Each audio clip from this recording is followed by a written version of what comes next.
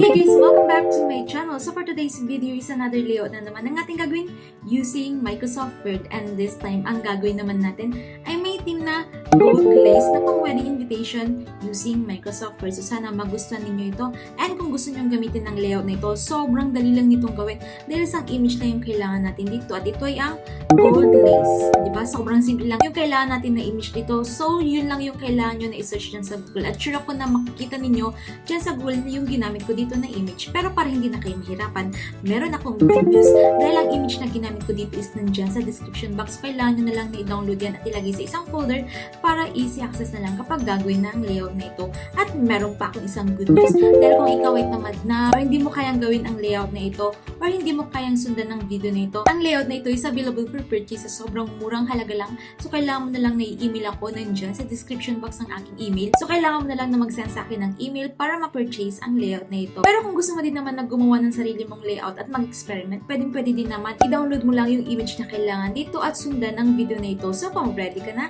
i-start na natin ito using Microsoft Word.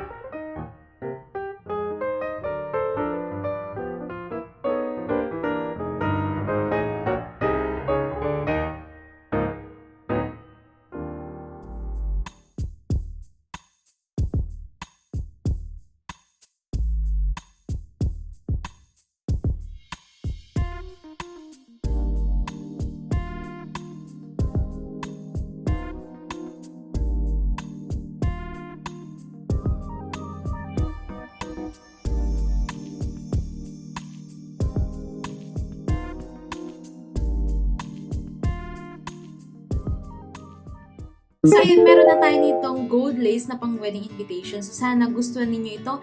And kung may mga request and suggestion pa kayo, mag-comment lang kayo dyan sa baba at gagawa natin yan ng video. Again, thank you so much for watching and see you sa aking next video. Don't forget to like and subscribe. Bye!